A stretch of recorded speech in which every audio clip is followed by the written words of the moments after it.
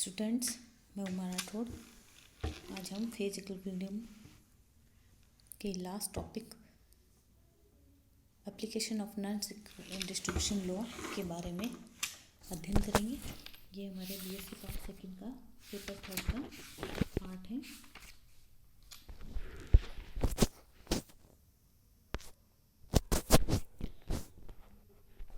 अब हमारे पास जो विलय का डिस्कशन करेंगे, इसके अंदर इस नियम एप्लीकेशन का इम्पोर्टेंस ये है कि ये विलय के निष्कर्षण में यानी सॉल्यूट के एक्सट्रैक्शन में हमारे काम आती है। इस निष्कर्षण में ये जो निष्कर्षण है दो तीन बातों पर डिपेंड करेगा। एक तो जो वितरण का अनुपात जितना अधिक कार्बनिक विलायक के पक्ष में होगा, पदार्थ उतनी मात्रा में अच्छा एक बार में निष्कर्षित होगा। और निष्कर्षों की संख्या विलायक की दी हुई मात्रा को अधिक बार प्रयुक्त करके पदार्थ की अधिक से अधिक मात्रा निष्कर्षित की जा सकती है।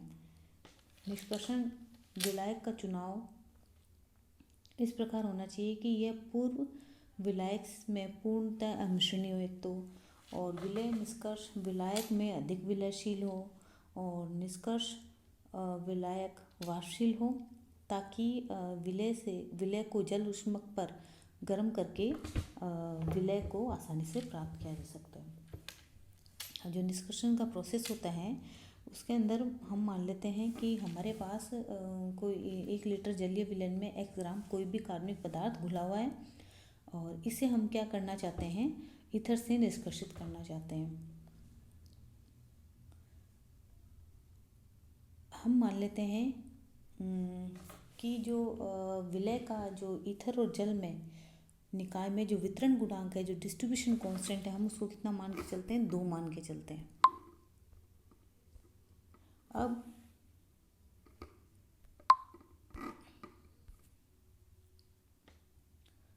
तो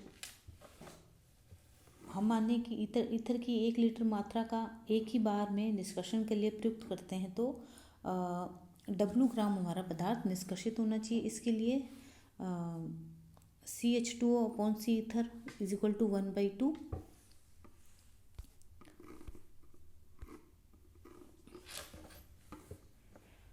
हम एक फॉर्मूले के द्वारा x minus W upon 1000 upon W/1000 is equal to half, इसको हम सॉल्व करेंगे तो W इज इक्वल टू हमें मिलेगा 2/3 x, यानी ईथर के द्वारा ये हमारे पास 66.7% विलय निष्कर्षित होगा। अब हम मानते हैं कि हम जो 1 लीटर ईथर को 2 बार में 500 ml की 2 किश्तों के अंदर हम अगर प्रयुक्त करते हैं, तो पहली बार जो निष्कर्षित होने वाले पदार्थ को हम मान लेते हैं W1।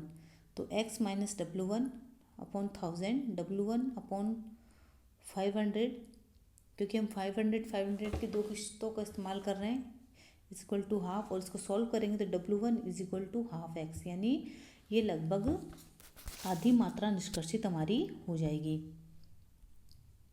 उसके बाद हमारे पास जलीय विलयन में आधी मात्रा यानी 0.05 x शेष बचेगी। दूसरी बार भी हमने क्या 500 ml ईथर प्रयुक्त करके W2 पदार्थ निष्कासित करेंगे, तो फॉर्मूले में 0.5x minus W2 upon 1000, W2 upon 500 is equal to 1/2। इसको जब आप सॉल्व करेंगे तो W2 is equal to 1/4x, यानी कुल हमारे पास W1 और W2 कितने निकले, 1/2x प्लस 1/4x, यानी कि 3/4x, यानी 75% हमारा विलय हमारे निष्कर्षित हो जाएगा। और इसी प्रकार हम 250 ml की अगर 4 बार हम इसको ईथर को प्रयोग करके निष्कर्षण करते हैं, तो हमारे पास 82.2% निकलेगा, और 200 ml करके हम 5 किस्त करते हैं तो 83.8 निकलेगा। इसका मतलब हम जितना निष्कर्षण की किस्तें बढ़ाएंगे उतना ही हमारे पास हमारा जो कार्बनिक विलायक है ज़्यादा से ज़्यादा निष्कर्षित हो जाएगा।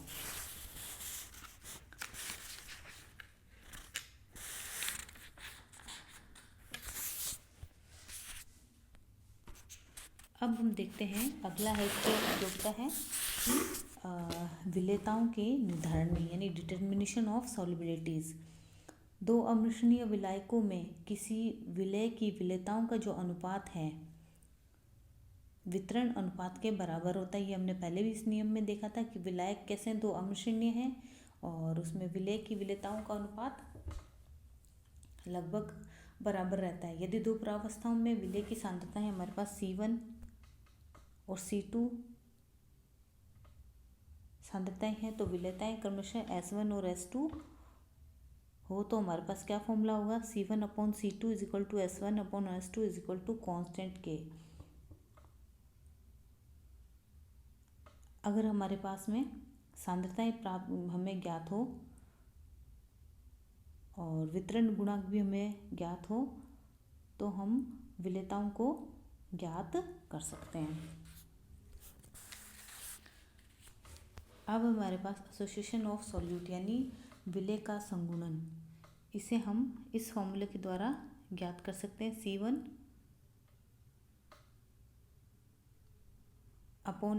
√C2 = K। अब क्या है, इन दोनों तरफ हम log लेंगे तो log C1 = 1/N log C2 = log K।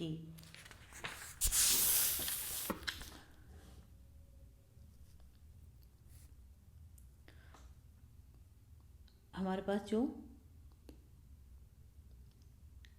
ये जो समीकरण मिली है log C1 = N/N log C2 + log K, ये वो जो हमारे पास रेखीय y = mx/c से तुलना करते हैं तो हमारे पास समीकरण क्या बनी, log C1 = 1/N log C2 log K। अब हम क्या खींचते हैं, log C1 और log C2 के बीच में ग्राफ खींचते हैं तो एक लीनियर रेखा प्राप्त होती है जिसका स्लोप 1/N हमें प्राप्त होता है। अब हम देखते हैं वितरण सूचक या डिस्ट्रीब्यूशन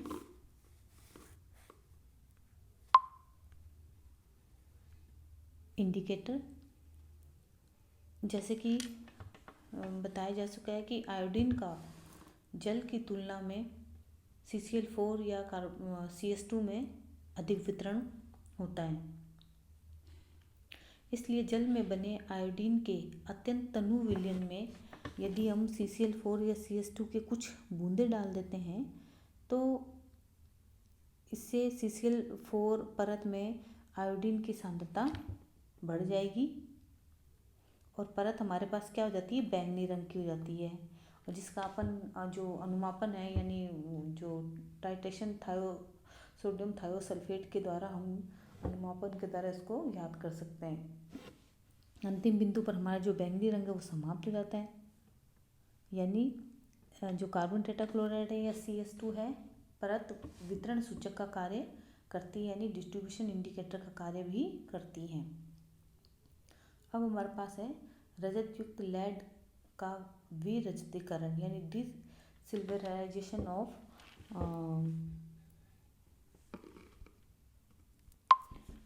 अर्जेंटीफेरस लेड।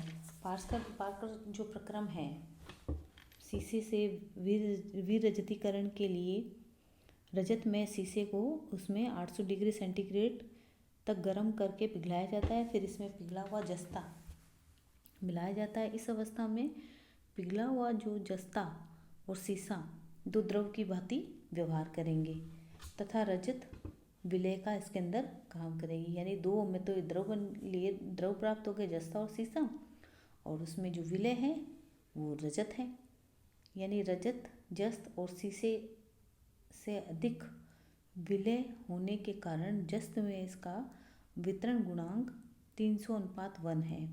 इस प्रकार रजत भारी शीशे की परत से जस्त की हल्की परत में आ जाएगी तथा ये दोनों पृथक कर लिए जाते हैं। इस प्रक्रम को बार बार दोहराने से रजत की संपूर्ण मात्रा का निष्कर्षण किया जा सकता है। अब है हमारे पास अवक्षेप को धोना।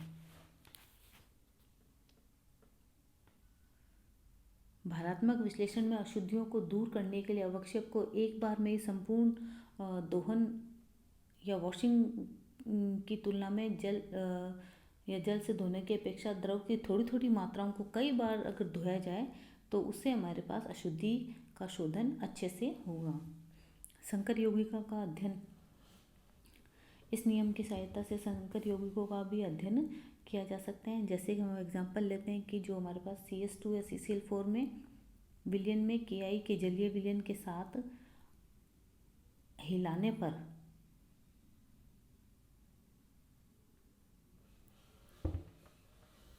पर आयोडाइड आयन के साथ मिलकर जटिल I3- बनाता है। ये देखिए जटिल। तो उचित कार्बनिक विलायक के साथ उपयोग में लाकर वितरण नियम की सहायता से मुक्त आयोडीन, अमोनिया तथा ब्रोमीन की सांद्रताएं निर्धारित कर ली जाती हैं और इन आंकड़ों के द्वारा साम्य स्थिरांक या जटिल स्पीसीज की सूत्रों का निर्धारण किया जा सकता है। अब हमारे पास है लवणों के जल अपघटन की मात्रा।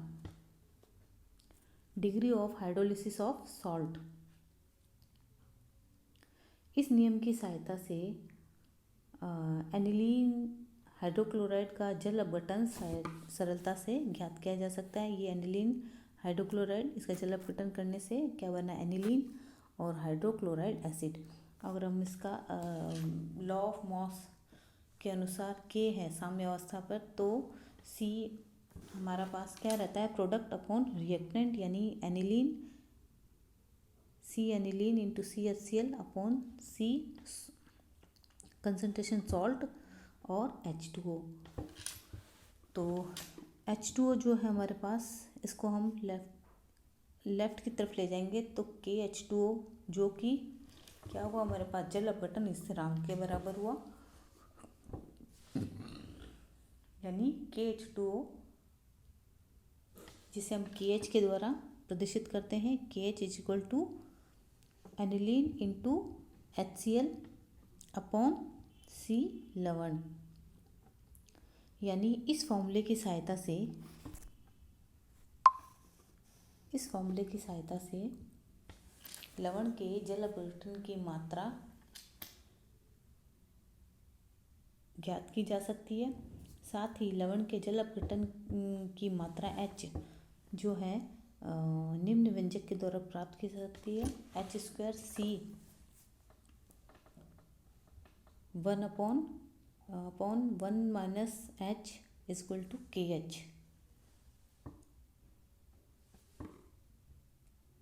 के द्वारा ज्ञात की जा सकती है। तो स्टूडेंट्स, ये हमारे पास नॉन डिस्ट्रीब्यूशन लॉ और उसके एप्लीकेशन है। इसी के साथ में हमारा फेज इक्विलिब्रियम यहाँ पे समाप्त होता है। Thank you, have a nice day.